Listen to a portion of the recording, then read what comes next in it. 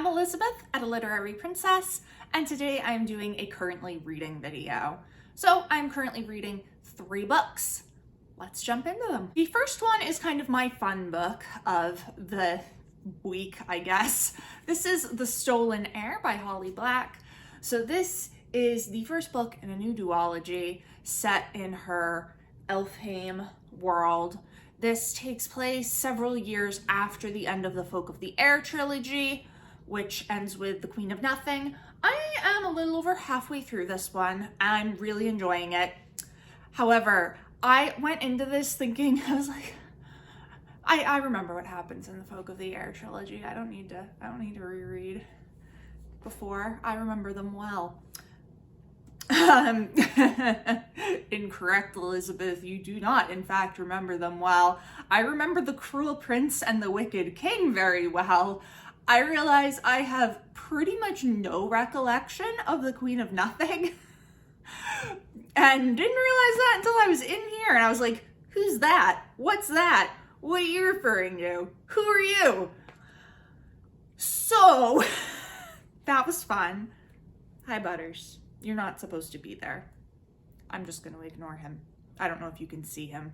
So, luckily, Black does a pretty good job at giving you information that you need. And so between that and like the snippets I do remember, I was able to scrap together enough knowledge to be fine reading this, but I should probably reread the Folk of the Air trilogy sometime soon.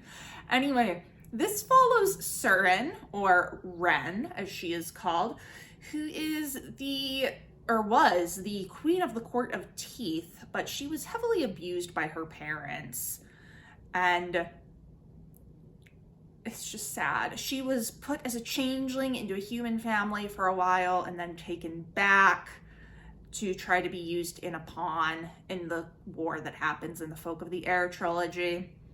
She ends up running away and living in the woods, and that is where we find her when Prince Oak, who is the heir to the throne of Elfhame, comes to her wanting her help on a quest.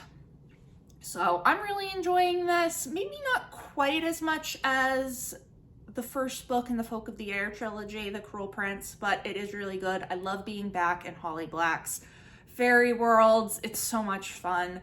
What I really appreciate about Holly Black is that she does not shy away from her fairies just being absolutely vicious, bloodthirsty, horrid little things. And I've loved this about her since I was in high school reading her Modern Fairy Tales series. I'm having a good time with this. Definitely think it'll be 4 or 5 stars. Next up is one for school that has no real cover because it's a library book. This is Becoming a Woman of Letters, Myths of Authorship and Facts of the Victorian Market by Linda H. Peterson. I have, I think, 3 chapters left in this, and this is really good. It's going to be so helpful for my dissertation, and it's also given me a bunch of books that I can also use in my dissertation, so I'm like, yeah, love when that happens.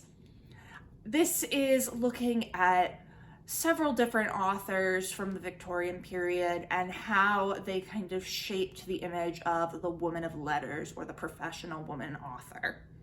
So far we've looked at Harriet Martineau, Mary Howitt, and then Elizabeth Gaskell's biography of Charlotte Bronte, which was really interesting. And the next chapter is on Charlotte Rydell, who is one of the authors I'm looking at in my dissertation, and who's very underrated and not a whole lot is written about her, so I'm very excited for that. So yeah, this is really good, really useful.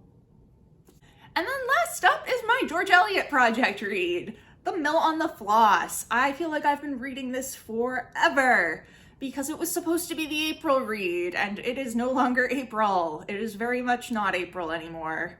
I had hoped to have this finished by now so that I could do The Mill on the Floss and Silas Marner in the same month, but I don't think that's going to happen.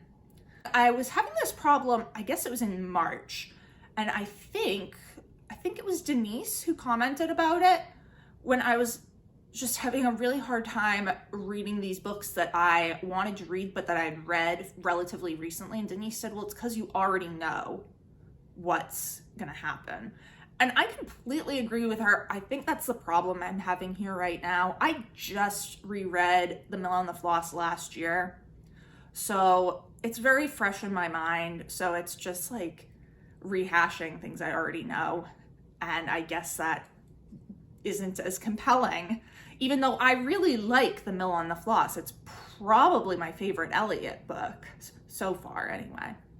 This is the story of Maggie Tulliver, a girl who is growing up on her father's mill and who is just kind of always doing the wrong thing. That gets her into trouble. She's not ladylike enough. She's always a mess.